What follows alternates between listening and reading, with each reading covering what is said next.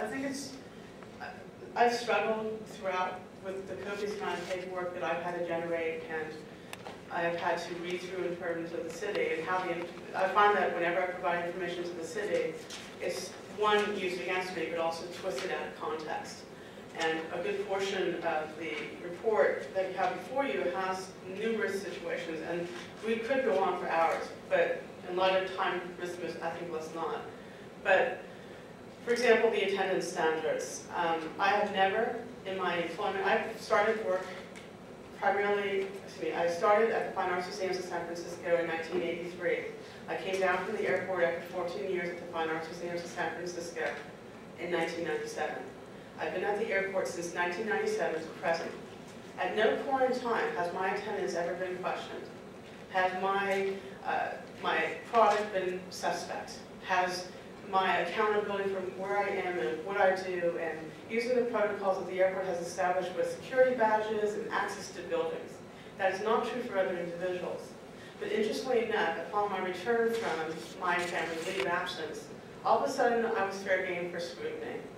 And because Mr. Summers elected to deny my right to return to work, or my request to return to work on a part-time basis in late November 2007, I had the need to exhaust even further time in vacation, in sick, what have you. So when I came back to work in 2008, my sick leave was extremely low. I was specifically instructed by the payroll referred to previously by the individuals here to not use my sick pay because the balance was so low, and there was a delay in accountability by at least 2 weeks. They advised me to use vacation time in lieu of sick pay, which I did. And that had repeatedly been questioned by me as to why I was doing that, despite my explanations. Additionally, I gave indication that I was making every attempt to go to medical appointments after work. In fact, it was one of the reasons I requested the work schedule I did, so I could depart work at 4 o'clock to go to my medical appointments. And I did a lot of my medical appointments on my compressed day off, which was a Friday. There are occasions, though, you can't see a doctor when the doctor can see you. And so therefore, it necessitated my having to be away. I elected to either work extra time, which was a common pattern, or take vacation time. And again, that was questioned. And it was not just questioned by Mr. Summers, and it was more than one occasion, despite what's being told to you. And other individuals there, inclusive of the individuals mentioned previously, do abuse attendance standards, do abuse the timesheets, do come and go as they please. And to say that the standards are differently applied to me is accurate. Now, if Mr. Garfield is my supervisor now, and he does in fact ask all his staff to report to him wherever they go, I agree with that concept because I think that's important. I think as a professional we should be accountable for our work hours. We should work our full hours. And we should be on work at time. We should depart not prematurely early, and we shouldn't just go to the airport and disappear, wondering where if people are wondering where you are. That's never been the case with me. But to report to both the secretary, the receptionist, as well as the supervisor, I think is a little excessive. Especially since everyone knows I only have 2 locations I go to. I go to the airport, invariably to mechanical maintenance, or to a different site, and everyone knows where I am, and I have a cell phone. And my supervisor, Mr. Garfield, currently says he doesn't like to call me on his cell phone. On my cell phone. Well, if I'm not available by cell phone because he doesn't want to call it, but I've always picked up when the receptionist has called me. My primary work site is at the Airport Museum 670 Westfield Road site. There is no real surprise of where I work every day because my job is very isolating. I'm in my office on my computer dealing with projects assigned to me. So it's not a great mystery as to where I am. We refer to family leave. Some matters are private. I have adhered to the city's policy with regard to family leave protocols, with regard to paperwork and filing and what have you. Protocol calls for that paperwork to be filed specifically with the HR department. The HR department is the one who vets it, who questions it, and who works with the supervisor about that request. There's only certain information that's passed along to the supervisor, not all, because a lot of it's medical and confidential. Mr. Summers confronted me prior to my having to have the surgery, saying to me point blank, I will not sign off on this unless you tell me what you're doing with this family leave request. So I had to divulge the fact I was having a surgery because of my car accident. And I had to divulge this in front of many other individuals. If you wanted to question me about such things, then why not in private? And it's the same thing with the staff report. I feel like I want to give a gift for Christmas or the holidays of black marking pens. Because I find it very disturbing that my home addresses have been divulged more than a few times. Anyone can call me now. Anyone can look me up. But also, why include the fact that I have a family leave status and the accommodations that were requested upon my return to work in this packet? It wasn't even applicable to this particular complaint. Could you repeat that again? What you just said? Within this staff report, included in there was my request for reasonable accommodations for my return to work. That was for a previous complaint. There was no reason for that to be placed in here whatsoever. And that divulged information about my medical condition. The commission, nicely, is a public record. I have no shame in that. But I do think that certain things should be kept private. And with regard to, we're talking performance evaluations, I think it's very interesting that, in fact, I was demoted for my attendance because of my medical absences, when clearly policy states that you don't do that. And it's the same thing with my promotion. Ms. Castellanos referred to the fact that in 2006, I was promoted to curator in charge of administration. What she did not say, though, is Mr. Summers wanted me to maintain my old responsibilities as well as my new responsibilities. And I questioned him how that could be with one person doing two responsibilities like that. But also, why promote the individual below me if, in fact, this person was not going to assume the responsibilities I had previously held? And he said at the time, it was necessary because I knew a lot of things that could help her transition through. He also, upon my questioning him, said that I could not promote you because it wasn't in the fiscal budget. And if I were to promote you, two individuals above me in seniority would take exception to that. I have no issue with her taking exception. That's a matter between he and them. But the merits of my being promoted should be based on my responsibilities, what I do, my productivity, the fact that I do my essential job responsibilities. So when I was on leave, Mr. Summers did reassign my responsibilities to other individuals. And when I came back, those individuals kept those responsibilities.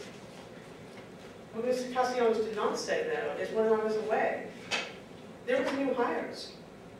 There was a new hire of 2 registrars and an associate registrar to my individual who had been promoted to my old position. She now had more support than she did previously. And other responsibilities, like, for example, to Mr. Korolev, I was doing those prior to my leaving. A specific example would be working with the Exploratorium on kids spot exhibition sites throughout the airport in terms of maintenance and improvements. Mr. Summers assigned those responsibilities to Mr. Korolev. And when I came back, I was told those were no longer my need, but yet I was always involved. So there's a lot of contradictions. But in terms of the crux of the issue, I am an upward career woman. I want to advance in my career. I came down to the airport because of that opportunity. Not only would I be in a department head capacity, supervising staff, I would be given an integral role within the organization, helping it achieve accreditation, helping it achieve peer review. And also I saw, because of my credentials, and because of the education I pursued on my own time at the airport for additional degrees, opportunity to have, not just be limited within the museum in terms of development and evolution for career, but also the airport, which is a city within a city. And many of the capabilities and skill sets I brought to fore from the Fine Arts Museums and currently at the Airport Museum were more than available to do just that.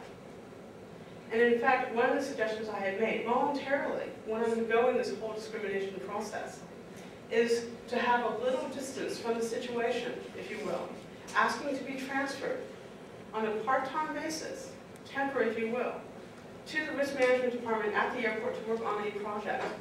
Not only was it summarily dismissed, I subsequently was further removed from that individual in that department with regard to my work responsibilities. And that's just one of many examples. One of my concerns, and I think Mr. Summers has articulated it rather succinctly by labeling me as being complaint happy.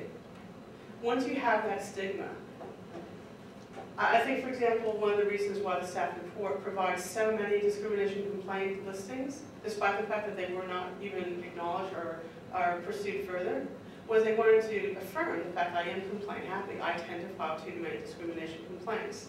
So you can imagine the concept of my filing yet another complaint based on that interview process, and that individual not recusing themselves. Because, for example, I had filed a discrimination complaint based on the performance evaluations, and specifically making mention of the fact that my attendance standards was demoted, not by 1 but 2 ratings. And the discussion and subsequent investigation, they said to me, no foul, because it's been remedied. He actually improved your attendance standards by 1 rating. Well, the only reason he did so is because I brought it to their interview panel was not appropriate. Is that being followed up on either through the complaint process or any other type of investigation process to determine whether or not that panel was appropriate? When that issue came up, I called our HR office to ask what they remember about that. What Ms. Janice Ito, our HR manager, indicated to me was it was not part of the exam process, but actually part of the hiring process, and they were very careful in selecting the panel members for that particular interview. Somewhere this has to be addressed, it seems. I'm not quite certain what format, whether it's an inspection service request or if it's something that DHR does as part of their examination overview and oversight. Something needs to be reviewed there, it seems. Okay. Because the fact, I concur with Vic, because the fact of the matter is, if there was a fault in that process, a case can be named, in fact, for discrimination. And if even though it was only verbal, is either addressed or corrected or both. That can be included in the current complaint that we are investigating at this time, and so we can look at that issue as well. Conduct and Mr. Blake Summers' conduct and the removal of 4 or 5 of those tasks. I think those are separate and distinct from a promotion action and all the other things that may have happened from that promotion action. I don't see them overlapping. And we've investigated this complaint. It's been postponed 3 times at the request of Ms. Knudsen, right, and her representative. And so we'd like to close this and move forward.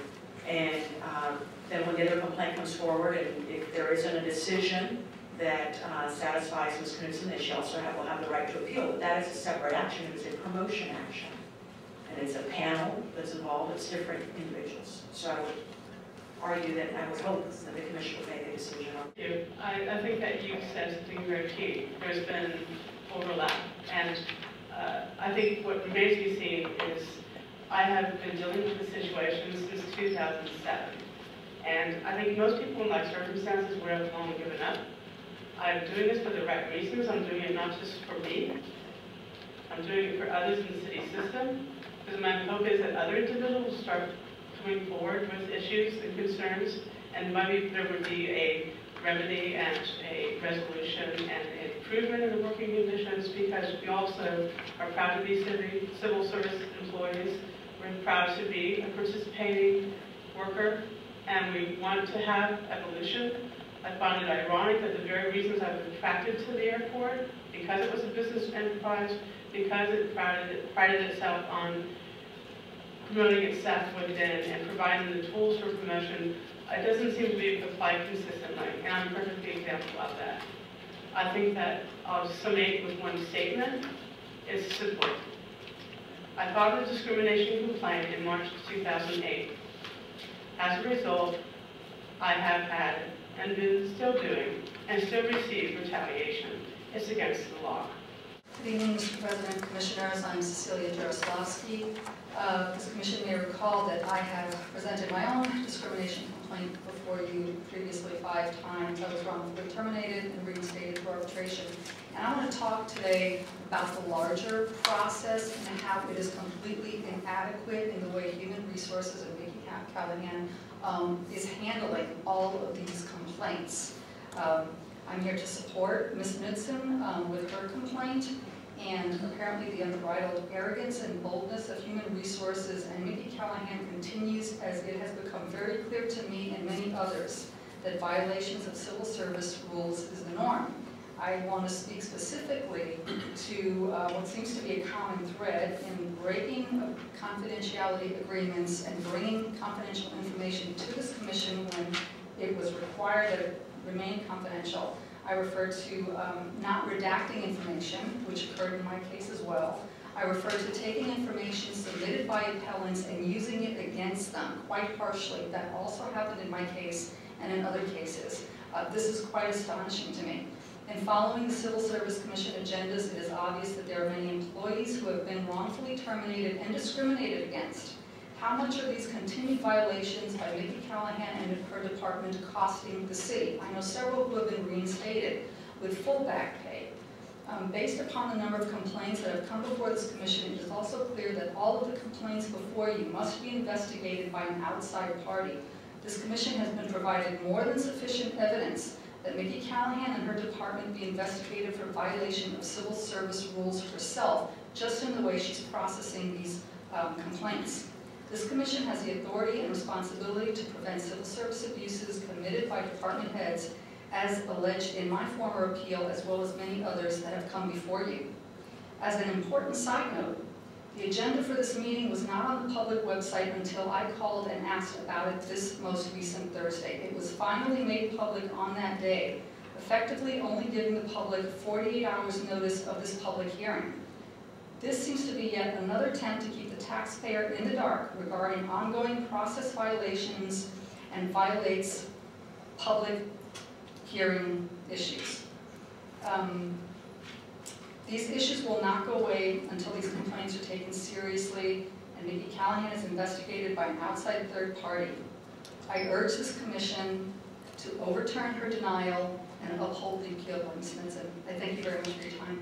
Thank you. I work at San Francisco General, and I'm a union shop steward. So I'm here to talk about the overall issue also of discrimination and how bad it is right now. I mean, we just started an African American Employee Association because there are so many African American employees who feel like they're being discriminated against, and they talk to their managers and they talk to HR and nothing happens, and these bad managers just still are there.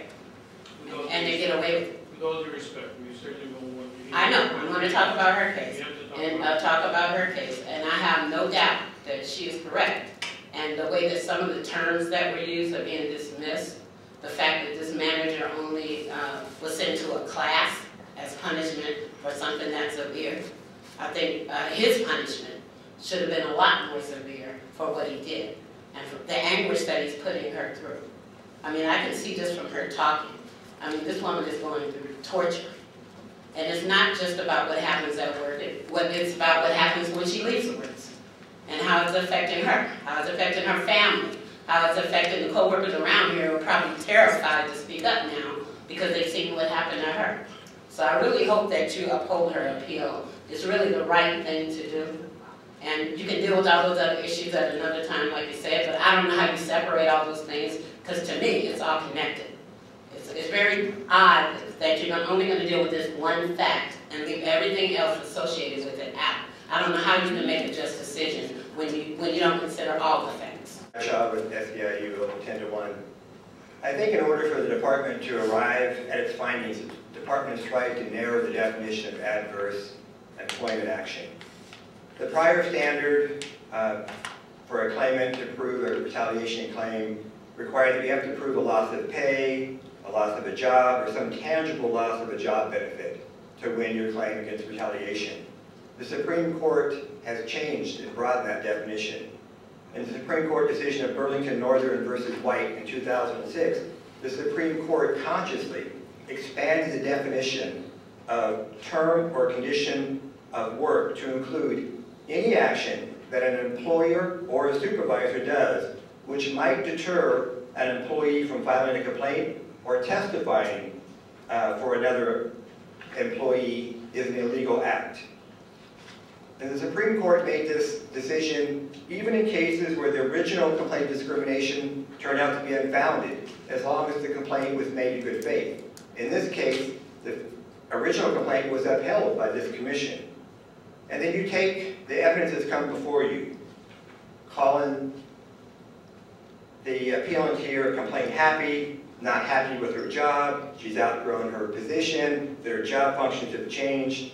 I think the reasonable person standard would say that if you worked in the department, if you worked in the airport, would this intimidate you from filing the complaint of discrimination? I think the answer would have to be yes. I think what's clear from DHR's case is more a question of damage control than trying to mitigate an environment that will discourage city and county employees from filing complaints of discrimination. So I would ask you to uphold the appeal of the... Linda Simon, again, I'm sorry. And all city employees have the right to file complaints externally with the Department of Fair Employment and Housing, which is a state agency that investigates complaints of discrimination.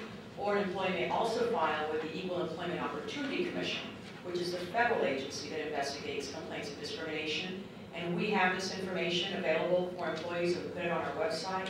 And we also advise employees of that every time they come in to see us. So there are other avenues if they wish to take, if they believe that there might be bias or that it's not going to be investigated appropriately. There are avenues for those employees to take, and the numbers are not any different for the external complaints.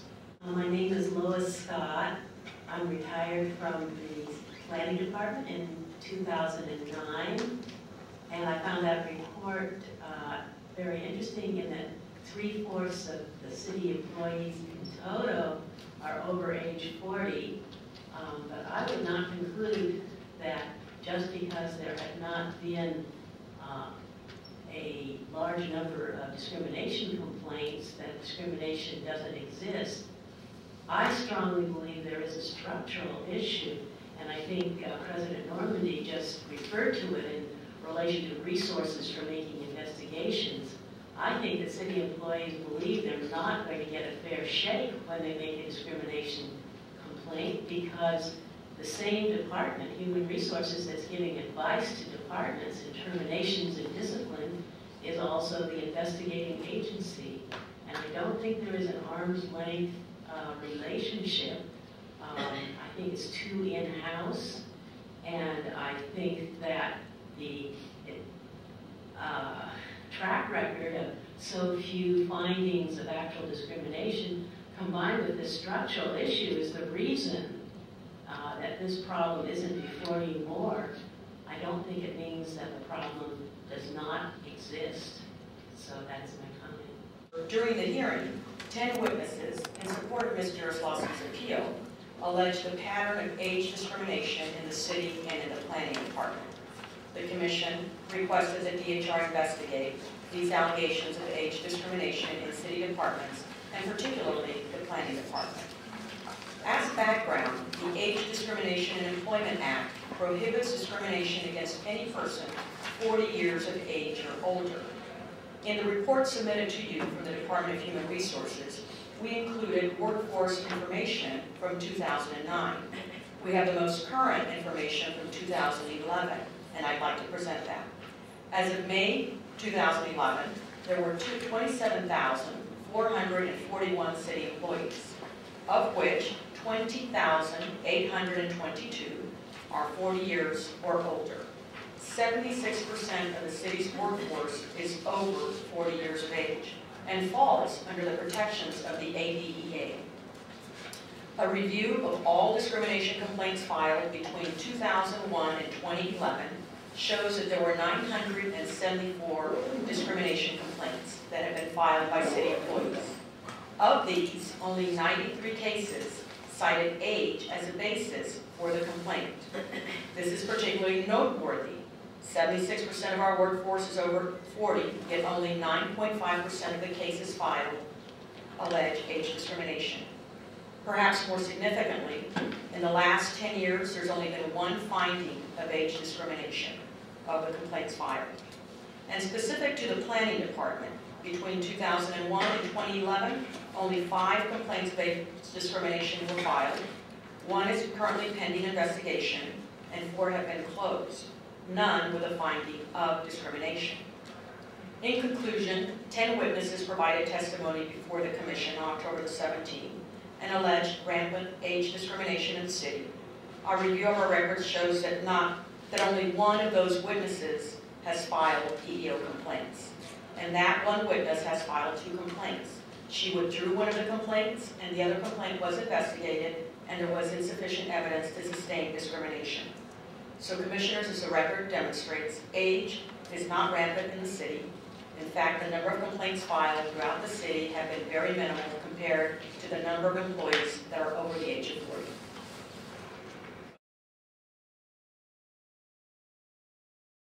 Lack of promotive opportunity, the continued retaliation with regard to the treatment of Ms. Knudsen, causing her to have a medical condition which has kept her out of work, not work, which was one of the reasons why we did ask for the rescheduling of this hearing last time. Continued, this is the treatment of Ms. Knudsen in this retaliatory process based on the discrimination complaints that she's filed have exacerbated conditions that she now has in regard to her own medical well-being. So when what I find disturbing is that there's so much that has been minimalized with regard to what was said to the Commission today. And if I could draw your attention to, this would be the city's packet, page 63. What tab is that? I'm sorry, they didn't tab theirs, they're numbered. And I tried to find it in mine, but I couldn't locate it. I found it in the city's. It should be stamped bottom center, 63. Page number? 63, sir.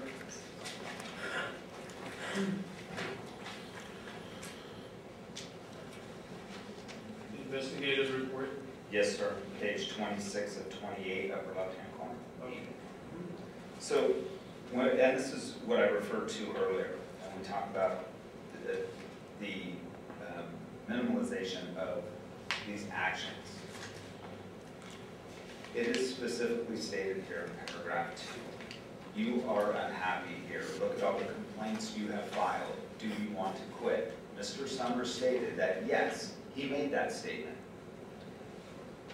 That is retaliatory in nature. He is not to be commenting on it is inappropriate and against the city's policy and procedure and rules within the Civil Service Commission for him to bring this up. So for EEO to come before this commission and say, well, he said it, but he really didn't mean it, that it's not appropriate. It is retaliatory in nature. It is about what happens to Ms. Knudsen in this case.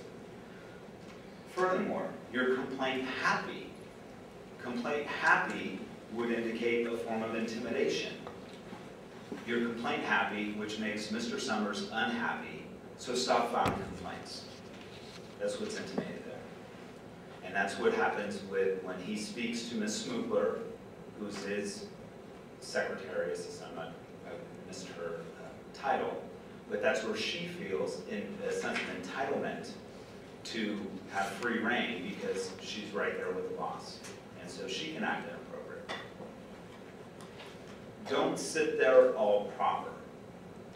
If ever we can get so demeaning with an individual who is treating us professionally and sitting proper, not to mention sitting proper and having proper posture, is due to Ms. Knudsen trying not to exacerbate the medical conditions that she has, is insulting at one. And again, just further signs of intimidation and, again, trying to, if you will, beat Ms. Knudsen down to stop this process from happening. And that she's been a problem from day one, that he can't change, I can't change you, you never listen. It's a 5. Now we have merely met an expectation. We're not grooming someone who's been, again, in classification since 1999 and have seen subordinates promoted up above her level, all males.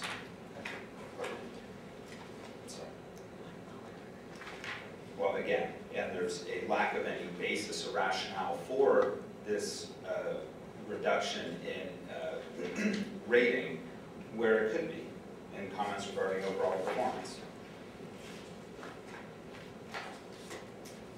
So I just wanted to make that clear. And again, as far as when you asked President Normandy, the crux of this is the thresholds are met. There is pervasive behavior here, and it does continue. There are adverse effects to Ms. Knudsen's job, and she is not provided promotive opportunity. She's not provided the training nor the additional duties of that in someone of a higher classification for her to prove that she is able and competent, which everything up until she files the complaint